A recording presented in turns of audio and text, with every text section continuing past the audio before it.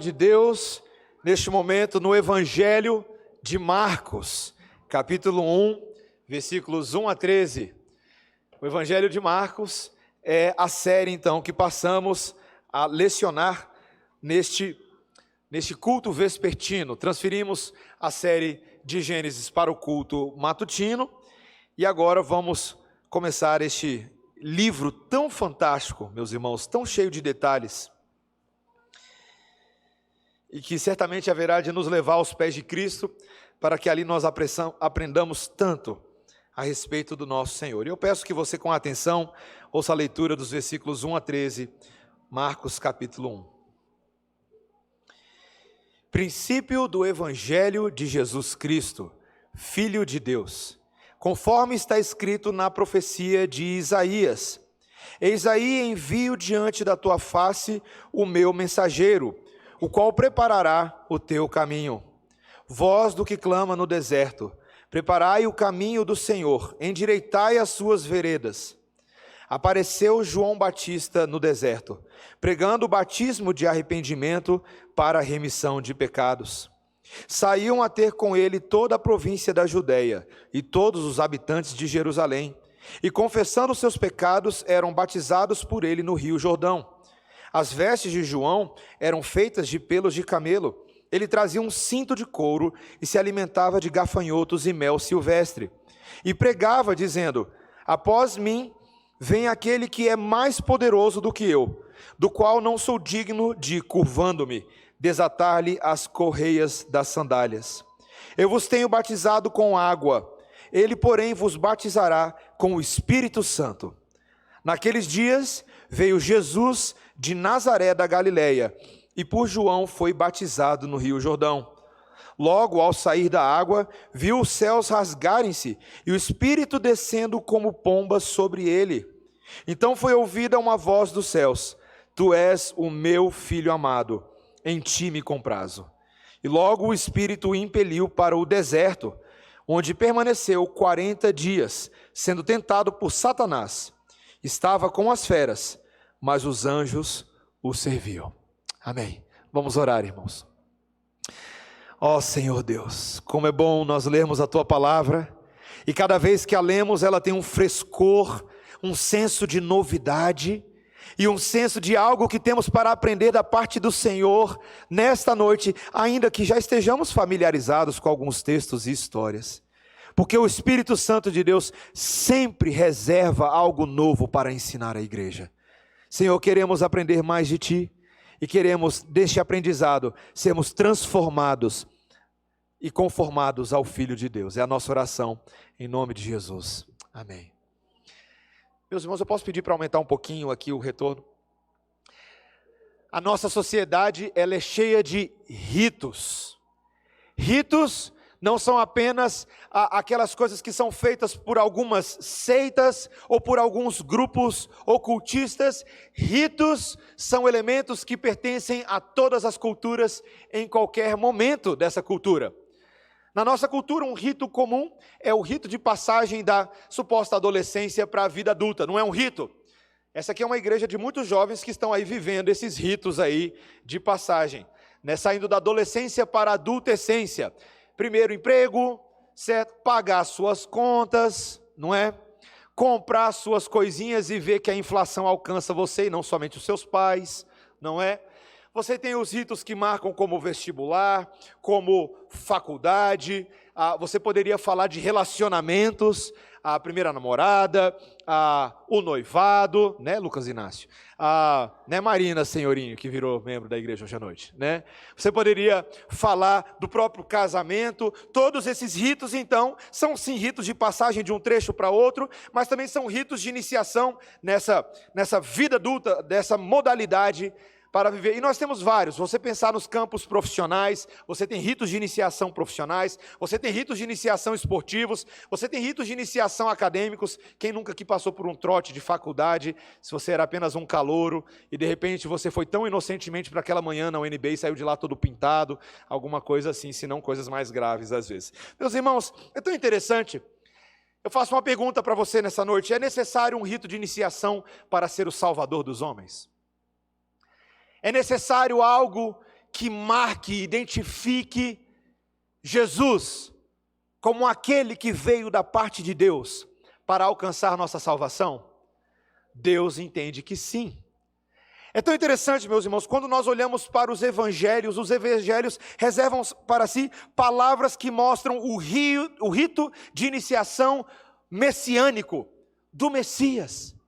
E com Marcos não é diferente. Marcos quer dar para você e para mim nessa noite a convicção, a certeza, ele como instrumento do Espírito Santo, de que esse que nos é apresentado é o meu e o seu Salvador. E se é verdade que ele está sendo inicializado, e foi de fato inicializado no processo de salvação a nós devemos responder a Jesus de Nazaré, da Galileia dos gentios, com a adoração que lhe é devida, com a postura que lhe é devida, e viver assim, sob o governo de Jesus. Meus irmãos, antes de falar dos 3 pontos que nós vamos ter hoje à noite, eu gostaria de fazer uma breve introdução deste livro que nós temos. Nós estamos falando do Evangelho de Marcos. E é muito importante você entender como que funciona a estrutura literária de um livro, alguns componentes sobre tema, data, autoria, para que você seja capaz de compreender melhor a forma de argumento.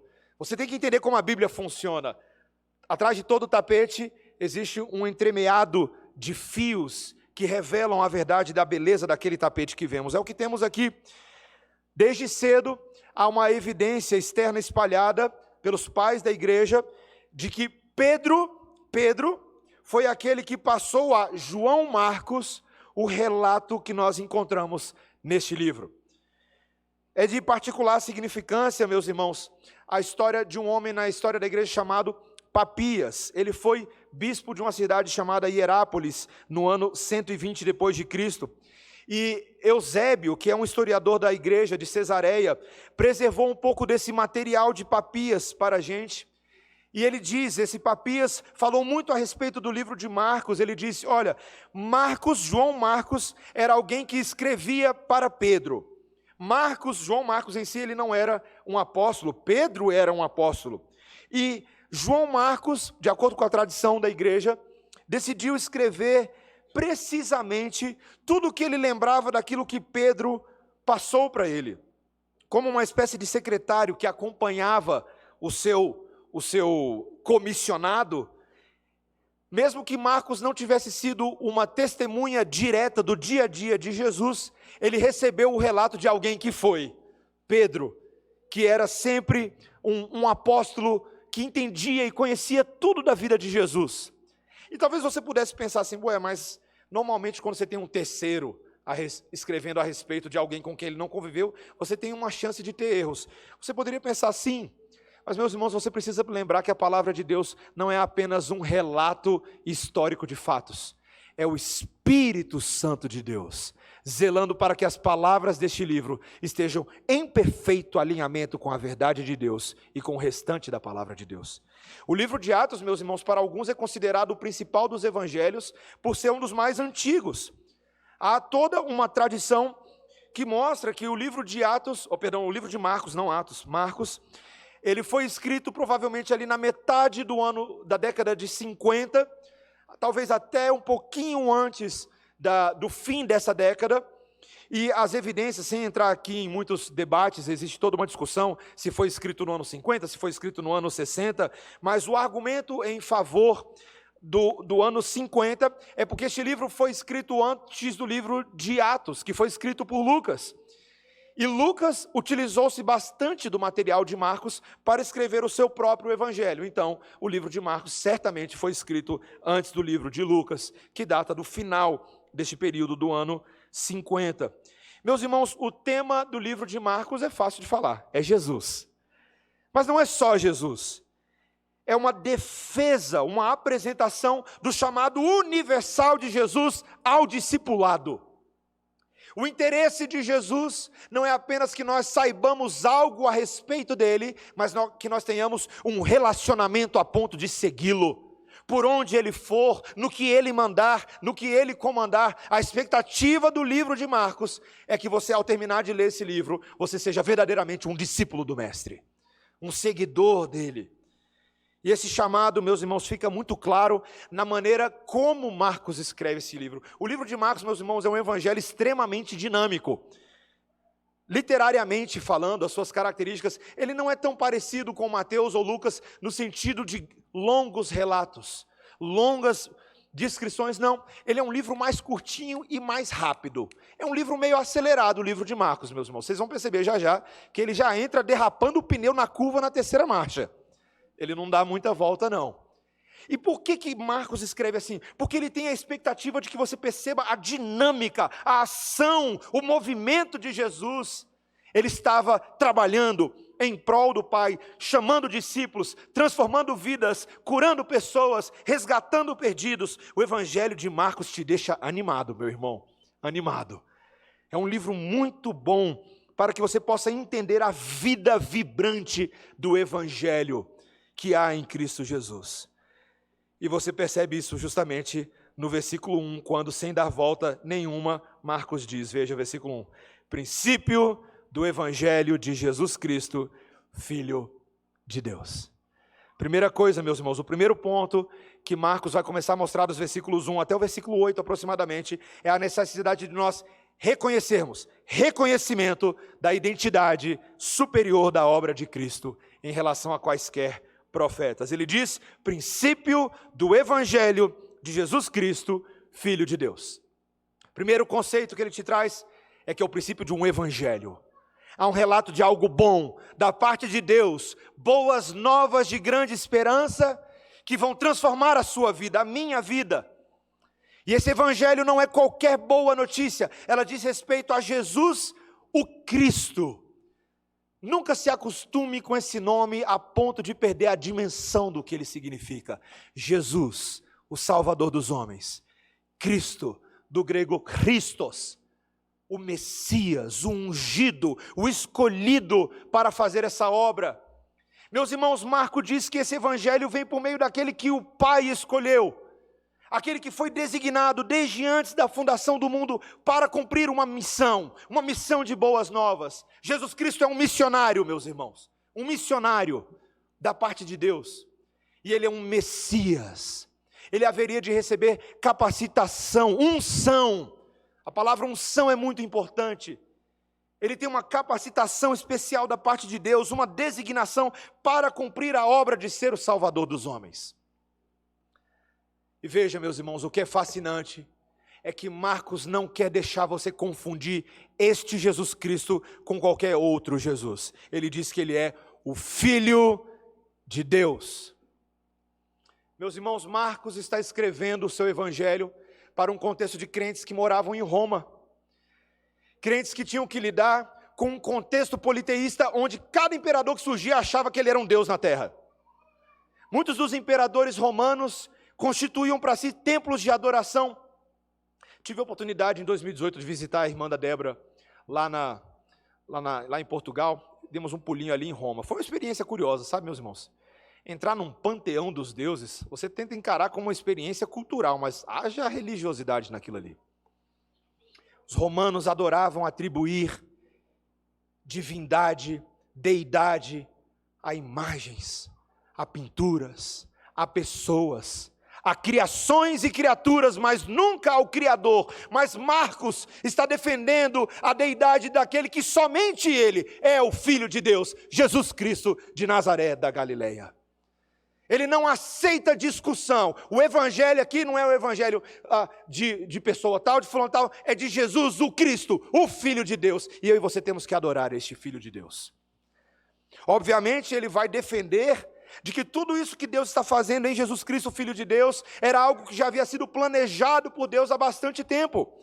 Os profetas vinham prenunciando como que esse evangelho seria apresentado a nós. Versículo 2, conforme está escrito na profecia de Isaías.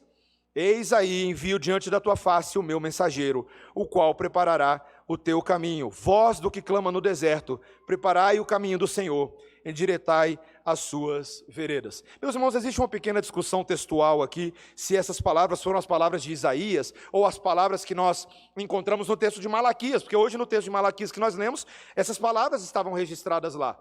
Mas você não precisa ficar com grandes confusões textuais, não. Mesmo que a citação seja em Isaías, é porque Isaías é o profeta maior, dentro do qual a teologia de todos os profetas se encontra. Então faz parte da tradição textual citar o profeta maior em referência também ao texto dos profetas menores. Isso é para ajudar um pouquinho a resolver aí algumas questões textuais. Mas o que é importante, meus irmãos, é o que Isaías está anunciando. Veja, a gente está falando que é o Evangelho de Jesus Cristo, o Filho de Deus. Mas aqui agora ele fala de um mensageiro, um homem que seria levantado para preparar o caminho do Senhor, uma voz que clama do deserto. E você sabe que essa voz que clama do deserto ainda não é o Messias, é o primo do Messias, não é? Quem é o primo do Messias? É o João Batista, não é, meus irmãos? Meus irmãos, João Batista sempre foi uma figura para mim, desde que eu era criança, desde que a gente tinha aquelas Bíblias ilustradas, né? Você, toda vez que aparecia uma imagem de João Batista, eu dava uma risadinha infantil, tá? Porque não tem como você não dar uma risadinha infantil com a descrição do versículo 6. Olha o que ele diz. As vestes de João eram feitas de pelos de camelo. Ele trazia um cinto de couro e se alimentava de gafanhotos e mel silvestre. Pense num bicho exótico, né? Ele era o verdadeiro gafanhoto, né? Se você olhar para ele. E ele era uma figura curiosa.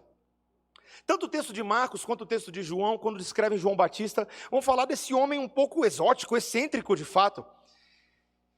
Ele era alguém que ficava lá no deserto, e a Bíblia vai dizer que as pessoas ficavam sabendo a respeito dele, e iam lá ver João Batista, iam lá para ver o que ele tinha para falar. Ele era uma pessoa que carregava essa fama, sabe? Ele seria uma espécie de celebridade profética. E a Bíblia vai dizer, sim, ele foi o último profeta da linhagem de profetas. Meus irmãos, não é coisa pequena não. Não é coisa pequena não. Se eu virasse para vocês e falasse aqui agora, tá? Se eu falasse assim, gente, olha só, o John Piper, o Augusto Nicodemos está aqui do lado. Eu sei que eu estou pregando aqui agora, mas ele está aqui do lado, né? Eu sei que alguns discretamente vão ali beber uma água, pastor, rapidinho, no meio do... para nunca mais voltar. João Batista tinha esse poder de influência, sabe? Ele tinha esse poder, as pessoas queriam ouvir, ele era de fato um orador, alguém que falava com propriedade. E no deserto, meus irmãos, a mensagem que ele anunciava, como o texto diz no versículo 4, veja, apareceu João Batista no deserto, pregando o batismo de arrependimento para remissão de pecados.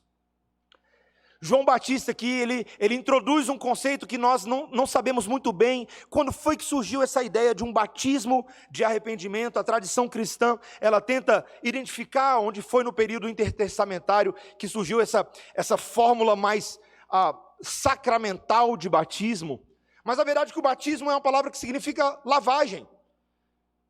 João Batista usava a água que era associada à lavagem cerimonial dos judeus, para agora dizer, veja, esta água está simbolizando a necessidade de arrependimento para remissão de pecados. E o texto deixa claro no versículo 5 que todo mundo saía da província da Judéia, os habitantes, e eles confessavam seus pecados, e eram batizados por ele no Rio Jordão. Meus irmãos, realmente João Batista parece ser uma figura muito importante. É bem possível, é bem provável que algumas pessoas pudessem confundir o próprio João Batista com o Messias. Talvez alguns olhassem o que ele fazia e falavam, será que esse é o Messias? Esse é o Messias que nós aguardamos? Meus irmãos, louvado seja Deus, porque João Batista nunca deixou as pessoas ficarem confusas a respeito de quem era realmente importante. Versículo 7, veja, e pregava dizendo, após mim vem aquele que é mais poderoso do que eu, do qual não sou digno de, curvando-me, desatar-lhes as correias das sandálias. Meus irmãos, João Batista, eu quero que você entenda a profundidade da fala de João Batista no versículo 7. Sabe por quê, meus irmãos? Porque humanamente falando, presta atenção, humanamente falando, João Batista tinha todo o pretexto para ser metido. Tá? Porque afinal de contas, não é todo dia que você tem um profeta Isaías no passado falando a respeito da sua vinda, né?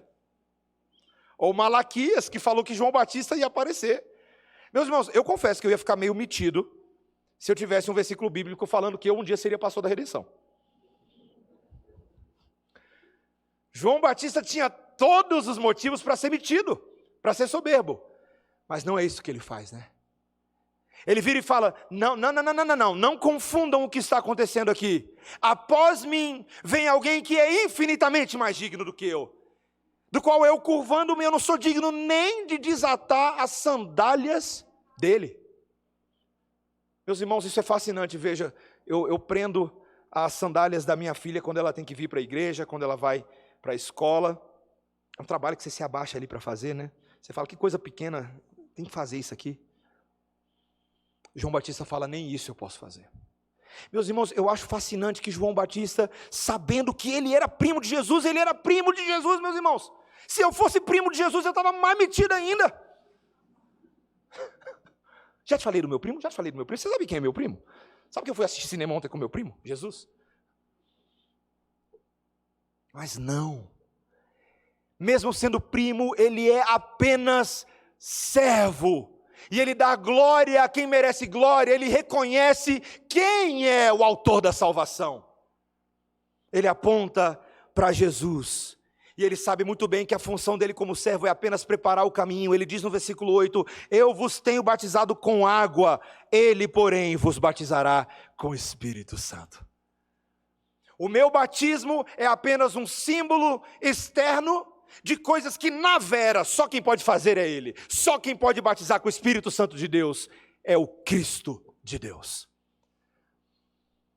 Meus irmãos, que coisa maravilhosa. Ser um servo que entende que a sua função é apenas apontar na direção certa, é mostrar que as coisas que antecipam são apenas sombras das realidades que haveriam de vir. João Batista era apenas um tipo, um profeta que antecipa. Assim como todas as coisas no Antigo Testamento, o tabernáculo, o templo, o bordão de Arão, a arca da aliança, a abertura do mar, o Moisés, o Abraão, o Davi, o Noé, nenhum deles era a cereja do bolo ainda, ela estava para vir. A função deles era alegremente divulgar, reconhecer que vem aquele que é maior do que nós. Meus irmãos, é uma grande infelicidade no mundo evangélico quando a igreja evangélica tenta ser maior do que o Senhor da igreja. Existem hoje muitas igrejas, e eu falo isso sem medo, que se esquecem das palavras de João Batista ou dos profetas e tentam ser elas mesmas grandes. Aqui nessa igreja nós temos tananã, tananã, tananã. Temos aquilo, tananã, tananã. Eu fico preocupado, meus irmãos, preocupado quando eu vejo às vezes um movimento de plantação de igreja, que em vez de fazer a igreja ser reconhecida pelo nome de Jesus Cristo, vincula a igreja ao nome de homens. Homens. Aí você tem aquele grande, enorme bispo, muito poderoso, com 20 igrejas debaixo dele, ele fala, É um problema, meus irmãos. Porque a nossa tendência, a tendência do meu e do seu coração, é nós querermos ser maiores do que o mestre, mas não pode ser assim. Quando Jesus vem, ele vem para curvar a sua cabeça, para curvar a minha cabeça, para botar a nossa boca no pó e falar, a glória é dele, não é nossa. É ele que é glorificado. Meus irmãos, quando nós lemos esses primeiros versículos, vemos claramente um profeta, João Batista, vemos João Marcos, todos eles apontando na direção daquele que é maior do que nós. E eu te pergunto, meu irmão, minha irmã, Jesus Cristo é maior do que você? Você entende isso? Ou você tem feito de Jesus um argumento para você se projetar? Importa que ele cresça e a gente diminua. Esse é o sistema da vida cristã. O sistema da vida cristã é um sistema de humilhação, meu irmão, minha irmã. Às vezes a gente quer ser reconhecido pela nossa grandeza, mas não quer ser reconhecido pela nossa humilhação. Meus irmãos, tem tanta gente que vira e fala, pastor, eu não sou pessoa de levar humilhação para casa. Que pena, porque Jesus Cristo se humilhou e habitou entre nós. E vimos a glória do Filho de Deus, cheio de graça e de verdade. Se Jesus Cristo não tivesse se humilhado, Ele mesmo, sendo Deus, ninguém estaria aqui hoje à noite, meus irmãos. Humilhar-se é importante, dar glória a quem precisa receber glória, a identidade superior de Cristo em relação a todos os profetas, em relação à própria igreja, está sendo atestada no início desse evangelho. Mas em segundo lugar, meus irmãos, não é somente um reconhecimento, mas esse texto vai nos apresentar ao relacionamento. O rito de iniciação de Jesus nos chama a um relacionamento. E isso fica evidente quando nós olhamos essa curiosa doutrina do batismo que está acontecendo aqui. No versículo 8, a gente viu João falando sobre o batismo com água, mas veja que no versículo 9, olha o que ele diz. Naqueles dias veio Jesus de Nazaré da Galileia e por João foi batizado no Rio Jordão. Meus irmãos, aprecie a ironia do que está acontecendo aqui, tá? Todo mundo, a multidão toda, vem para ser batizada por João Batista. Inclusive Jesus vem no meio da multidão para ser batizado por João Batista. Alguma coisa errada não está certa aqui, pelo menos aos nossos olhos. Como assim? Como assim Jesus vai ser batizado? Meus irmãos, eu e você precisamos entender que o batismo de Jesus era necessário para identificá-lo como homem verdadeiro, apto para fazer a obra de Deus. Jesus era um judeu, meus irmãos. E como judeu, Jesus precisava cumprir tudo o que a lei prescrevia. Era importante que Jesus fosse reconhecido como aquele que cumpriu toda a lei de Deus para que seja o Salvador dos homens, inclusive passar pelos ritos que a lei prescrevia. Meus irmãos, você vê desde o início da vida de Jesus, passando pelo templo, habitando o templo, vivendo com a vida na sua família no templo.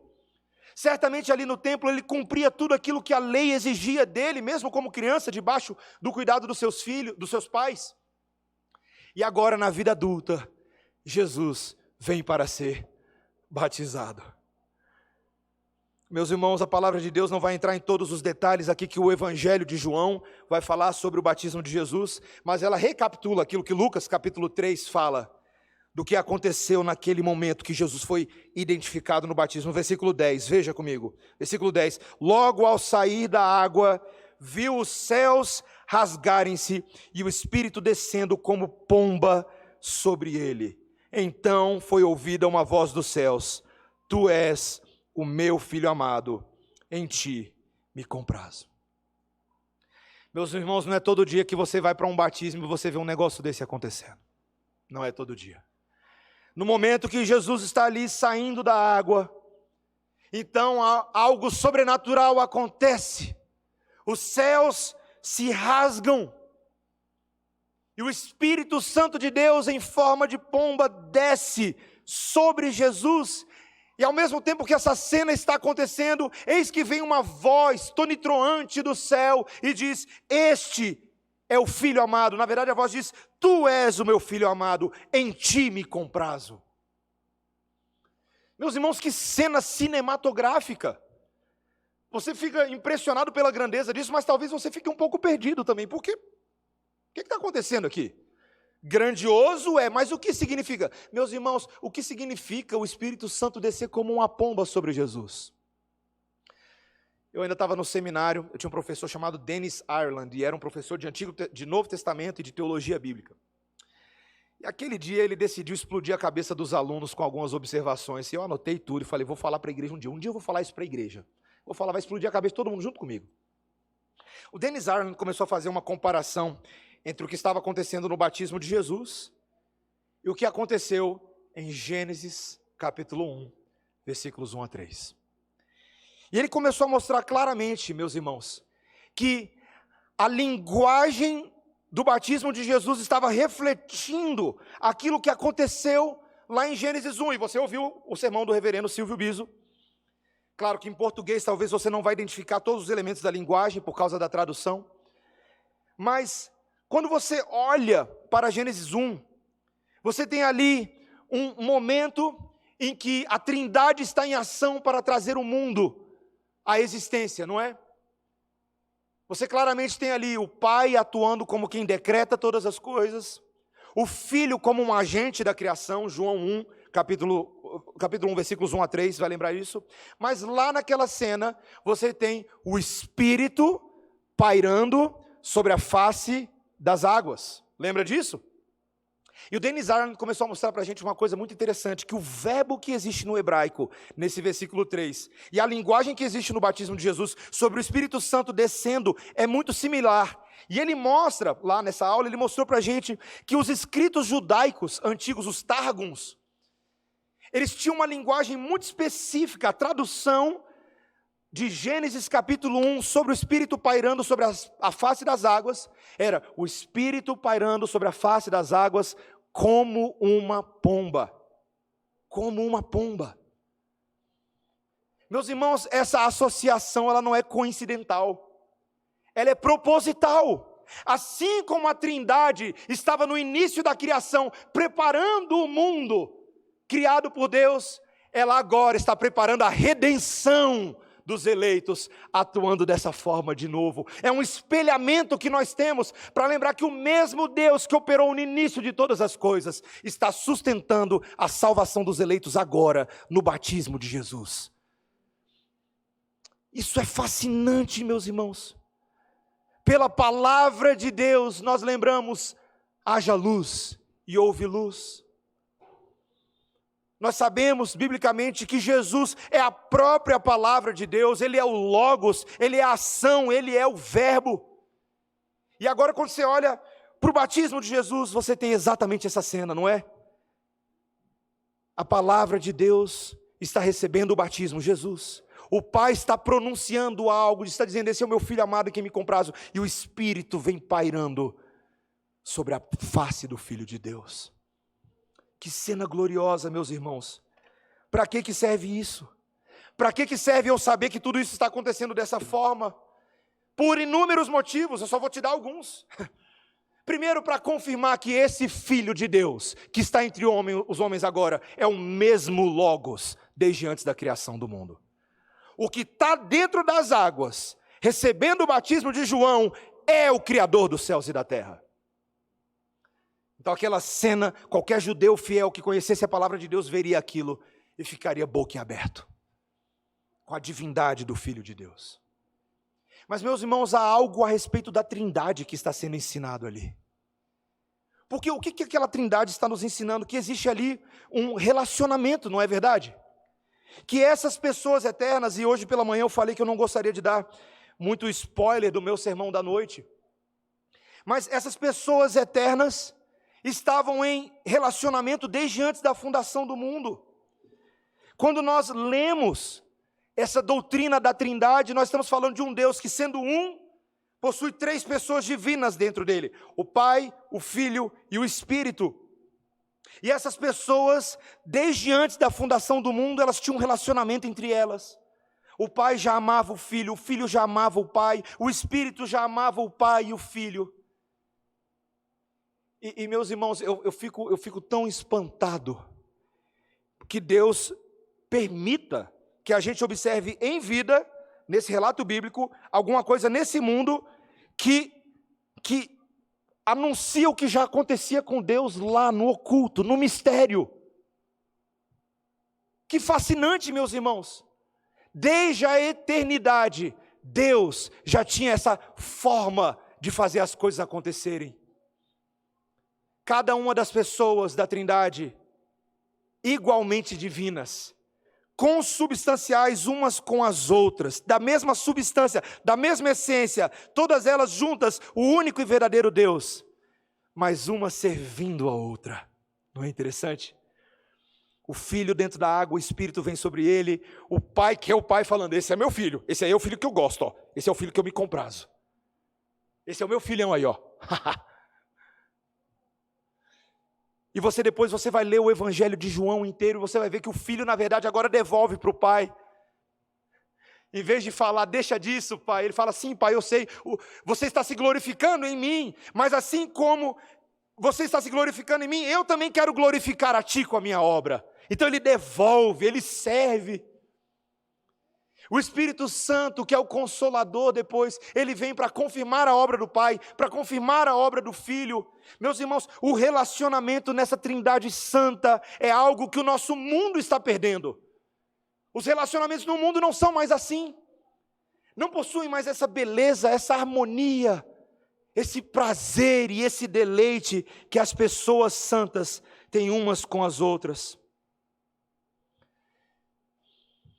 C.S. Lewis escreveu um livro sobre o básico do cristianismo. Uma das citações que ele faz nesse livro é a seguinte: no cristianismo, Deus não é algo estático, mas sim dinâmico. Uma atividade pulsante, uma vida, quase que uma espécie de drama. Guarda essa palavrinha, drama. Quase que, se você não me achar irreverente, ele fala no livro, uma espécie de dança. Cornelius Plantinga, teólogo, filósofo, observando essa dinâmica, ele também reforçou o que C.S. Lewis falou. Ele disse: as pessoas dentro de Deus exaltam umas às outras, elas têm comunhão umas com as outras, elas submetem-se umas às outras. Cada pessoa divina abriga outras no centro do seu ser, num constante movimento de abertura e aceitação. Cada pessoa envolve e cinge as demais. A vida interior de Deus, portanto, transborda em consideração de uns pelos outros. Que lindo, meus irmãos. Veja, o prazer que existe na Trindade é um prazer de contemplar e servir livremente uns aos outros, não apenas de extrair um benefício do outro. Veja, tantas vezes na vida, meus irmãos, nós nos relacionamos com coisas ou com pessoas apenas para extrair algo delas, né? Eu lembro do pastor Tim Keller, no livro dele, A Cruz do Rei, falando sobre isso. Ele comenta justamente que ele teve que estudar Mozart para passar na prova de música. Então ele tinha que tirar um A, então você tinha que entender Mozart mecanicamente. Mas naquela época era só para poder tirar a nota boa. Ele falou que depois de alguns anos, ele foi passar a apreciar Mozart, por causa do que Mozart é. Meus irmãos, na Trindade, você precisa ver que eles apreciam uns aos outros pelo que eles são. O Pai, o Filho e o Espírito servem uns aos outros, e eles glorificam uns aos outros em amor, e por isso que Deus, dentro dele mesmo, ele é infinitamente feliz. Meus irmãos, há quem pense que Deus nos criou porque ele não estava assim tão feliz, então ele precisava criar o homem, porque ele necessitava disso, senão Deus ia ficar eternamente sozinho, todo brocochô num canto. Esse não é o nosso Deus, meus irmãos. Nosso Deus é autossuficiente, ele é independente, toda a glória, toda a felicidade residem na pessoa da Trindade, mas ainda assim ele nos criou, não é verdade? Porque ele queria compartilhar e até mesmo servir. Meus irmãos, é algo sublime. Deus vem desfrutando disso desde a eternidade, e agora ele nos cria para falar: eu quero que vocês entrem nessa dança comigo. Veja, meus irmãos, sem irreverência aqui, tá? Eu quero que vocês participem dessa vida dinâmica que eu tenho, que vocês amem uns aos outros, que vocês cuidem uns dos outros. Ainda citando C.S. Lewis, tá? Voltando para ele aqui. Ele diz assim: o que de mim importa isso? Importa mais do que tudo no mundo. Toda essa dança, ou esse drama, ou o padrão dessa vida trinitariana deve ser representada em cada um de nós. Júbilo, poder, paz, vida eterna são uma grande fonte de energia que jorra no próprio âmago da realidade. Só o C.S. Lewis para falar bonito assim, né? Isso que Deus tem na Trindade jorra para dentro da criação, dos relacionamentos. Então, quando nós nos envolvemos com Deus, da forma como Deus é, nós também trazemos para os nossos relacionamentos essa dança. Meus irmãos, o nosso Deus deseja que você pense assim. Veja, anote isso no seu coração para sempre. A minha e a sua tendência é a gente não querer dançar com ninguém, tá? Minha esposa, denunciando a Débora e denunciando a mim também, tá ok? Quando a gente casou, ela tinha um negócio, era uma coisa da cabeça da Débora, que ela achava que para eu expressar amor com ela, eu tinha que dançar com ela. Eu tinha que dançar com ela em casa, mesmo sem ninguém, um momento nosso, a gente tinha que fazer uma dancinha ali. Meus irmãos, eu sou uma pessoa meio escalafobética, eu tenho facilidade para dançar, para pagar mico no acampamento junto com os nossos jovens, eu não tenho dificuldade com isso. Mas às vezes uma dança mais íntima, uma coisa assim do casal, eu tinha um pouco de dificuldade, confesso para vocês. E ela me cobrava isso, ela ficava brava comigo.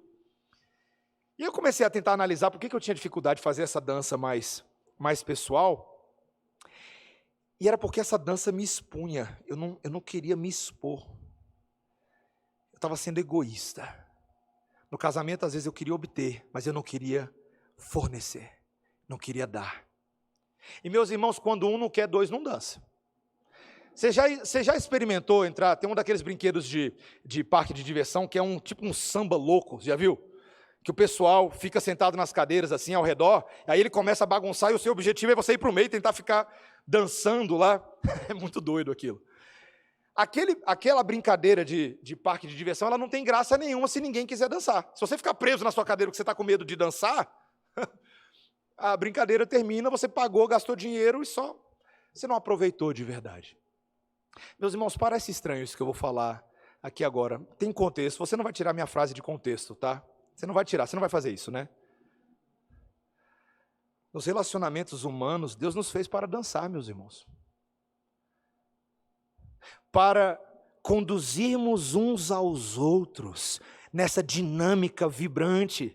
E para dançar tem que se expor. Uma vez uma pessoa virou para mim e falou assim: pastor, eu nem vou tentar me relacionar, porque uma vez eu tive uma desaprovação amorosa, uma coisa que me deixou muito triste, e eu não quero passar por essa experiência de novo. Falei: minha irmã, não tem como, minha irmã. Relacionamento tem uma zona meio cinza, e você vai ter que se expor, ele vai ter que se expor. Você tem que entrar nessa dança. Quem quer casar tem que entrar nessa dança, meu irmão, minha irmã, viu? Tem que entrar, tem que se expor. Ah, pastor, lá no meu trabalho, eu tenho muita vergonha, eu não gosto de evangelizar, eu fico no meu canto. Meu irmão, não tem como, você foi chamado para dançar, rapaz. Dançar segundo a música de Deus. Para dançar vai ter que abrir a boca, vai ter que falar do evangelho, vai ter que se expor. Ah, esse aqui é crente. Nossa, sou crente sim, eu oro, leio a Bíblia, faço essas coisas todas. Eu sirvo a Cristo. Eu estou entrando aqui. Quem quer dançar comigo nesse negócio aqui? Vamos conhecer o evangelho de Cristo Jesus. Meus irmãos, nós somos chamados a não pensar naquilo que traz glória somente para a gente. Você é chamado a pensar como uma trindade na igreja.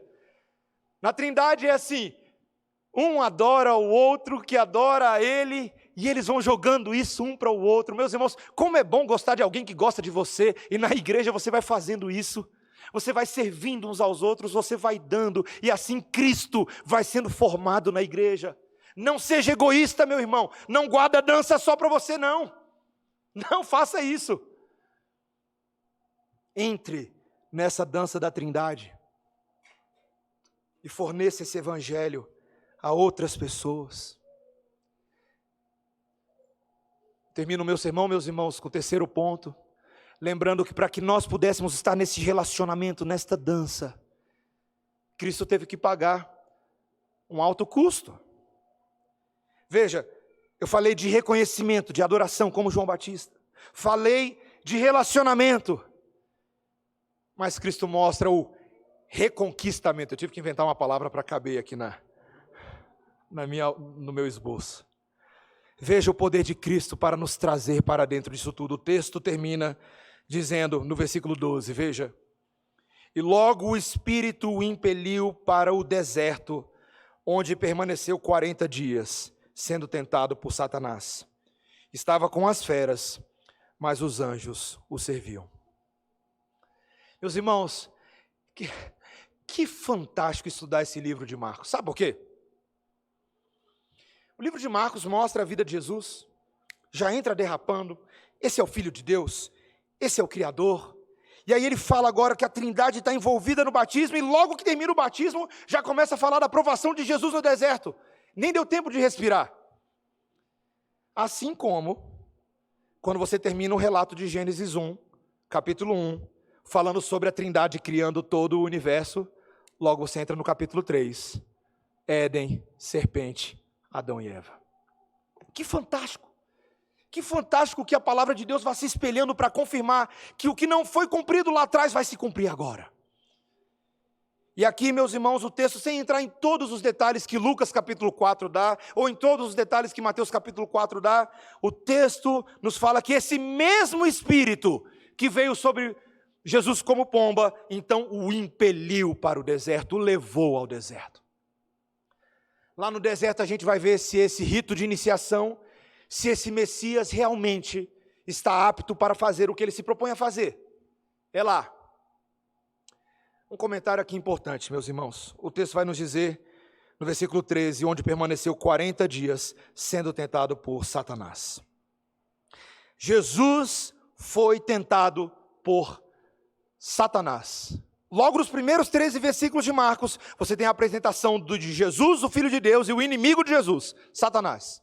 Meus irmãos, Satanás não é uma criação para poder explicar como o mal existe no mundo. Tem muita gente hoje em dia que não acredita mais no diabo, sabia disso? Você sabia disso?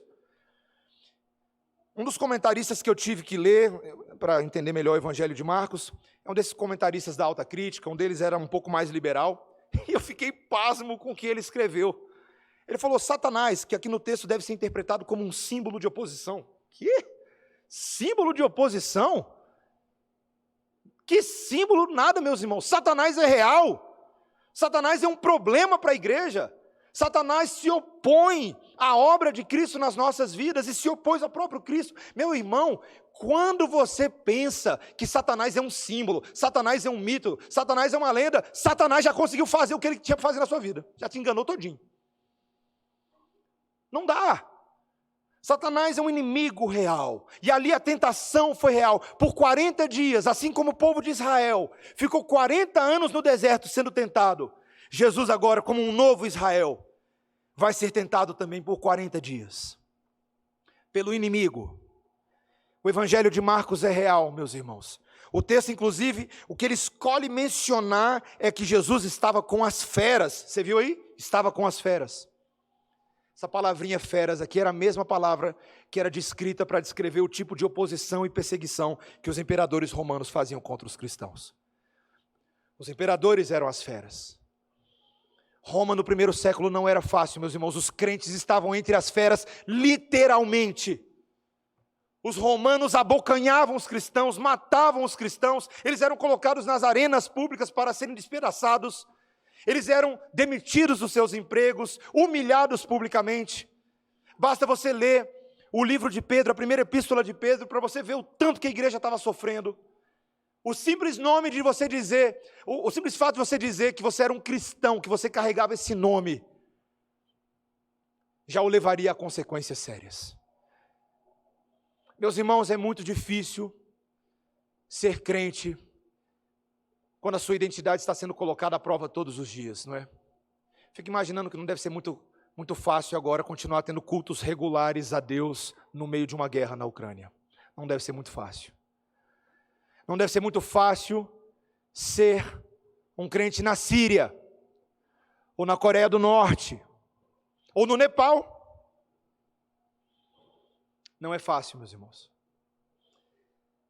Certamente não é fácil ser crente quando todos os dias eu e vocês somos atacados pelos nossos pecados, né? Não precisa ir tão longe para lidar com as feras, não, né? É aqui dentro. –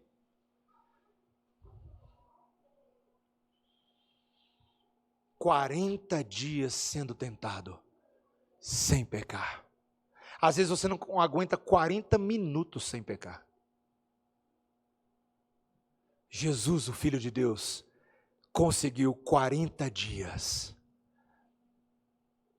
para que naquele momento ele fosse iniciado. A palavra de Deus vai nos dizer, ele estava com as feras, mas os anjos o serviam. Sim, existem as feras, mas os anjos de Deus adoram e cuidam deste que é o Filho de Deus. O próprio Deus não está desamparando o Filho de Deus, ele enviou anjos para cuidarem dele, para servirem a Ele. Meu irmão, minha irmã, eu e você na vida cristã lidamos com tentações reais, problemas reais, mas Deus envia anjos reais para cuidar da igreja. Deus envia cuidado real, proteção real. Às vezes você realmente acha que todos os dias você está na boca do leão, quase para morrer. E há quem esteja em situações assim, literalmente. Mas nenhum fio de cabelo, meus irmãos, cai da nossa cabeça sem que o Senhor permita. Alguns irmãos aqui da nossa igreja nesses dias lidaram com algumas enfermidades bem bravas. 2 pelo menos aí, com dengue pesada. Já conversei um pouquinho com cada um deles. O presbítero Charles Sattler, o Fredinho está lá em cima. E, meus irmãos, tem horas que a gente vai morrer, né? A gente acha que a gente vai morrer mesmo, não é, presbítero? Que a aflição é dolorosa, que a gente não vai dar conta. Eu sou muito mais fraco que vocês. Quando eu peguei o meu Covid a primeira vez, eu já achei, falei, Senhor, vai, abre o céu, e estou chegando. A gente é muito fraco, meus irmãos, a gente é muito fraco. A gente é muito vulnerável, não é? Nós temos enfermidades no corpo, nós temos enfermidades espirituais, nós cedemos a tentações. Quando Deus claramente vira para a gente em Gênesis 2, 15 a 17, de todo o jardim aproveitarás, de tudo comerás, mas da árvore do conhecimento do bem e do mal, dela não comerás, porque certamente no dia que comeres, vocês vão morrer. Vocês vão morrer. Meus irmãos, Satanás tentou Adão e Eva assim no Éden, e eles caíram. Satanás tenta a gente, muitas vezes assim, e a gente cai também. E sofremos no nosso corpo, direta e indiretamente, pelos nossos pecados. Nossos ossos são esmagados, a gente carrega esse peso, porque infelizmente, desgraçadamente, nós comemos da árvore que não era para comer.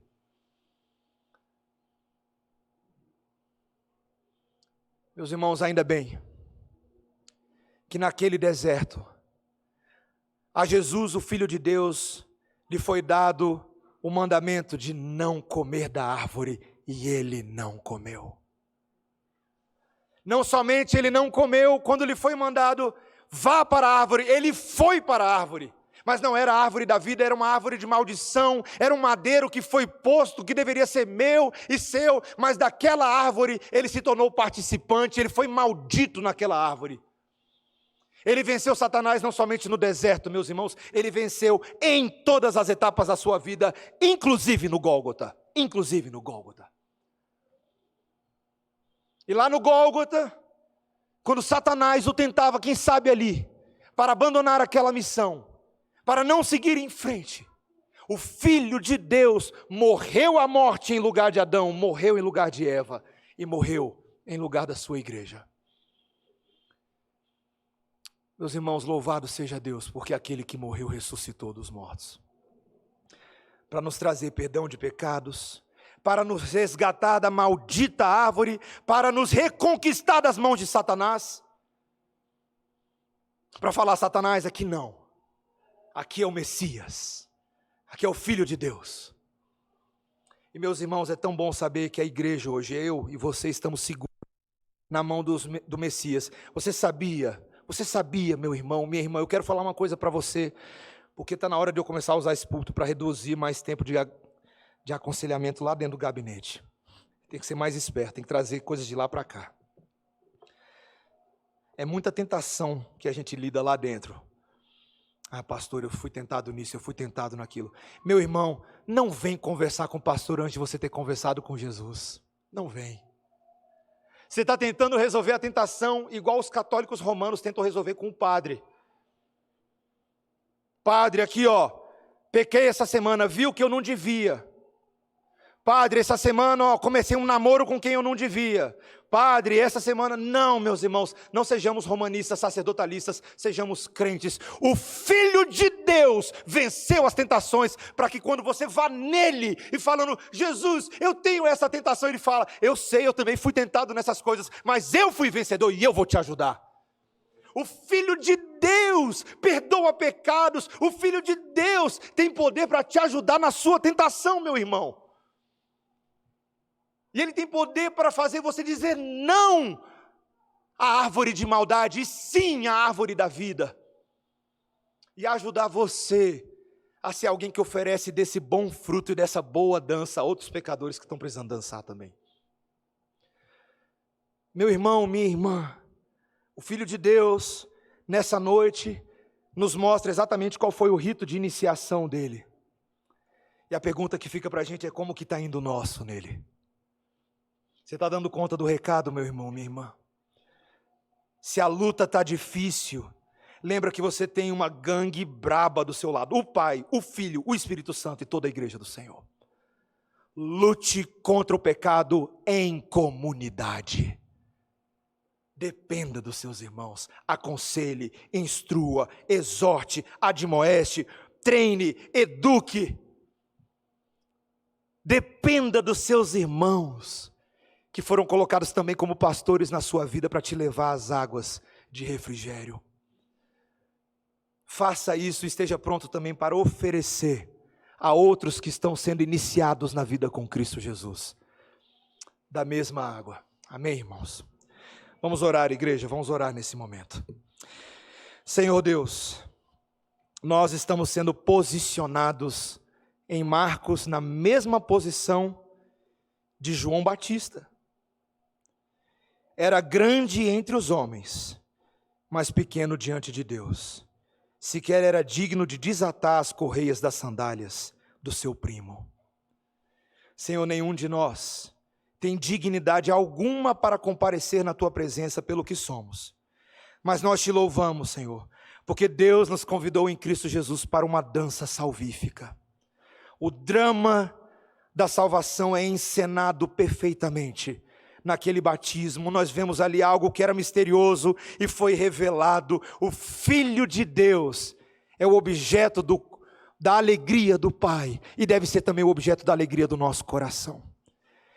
Esse Filho de Deus tão belo, que deve ser adorado não somente pelo que Ele nos dá, mas pelo que Ele é. Ele foi o vencedor na cruz, Ele derrotou o tentador. Que beleza maravilhosa, porque Jesus foi iniciado e verdadeiramente veio a cumprir tudo para o qual o Pai havia designado Ele. Senhor, queremos adorá-lo na dimensão deste entendimento e cumprir a verdade de Cristo nos relacionamentos que temos. Em nome de Jesus. Amém.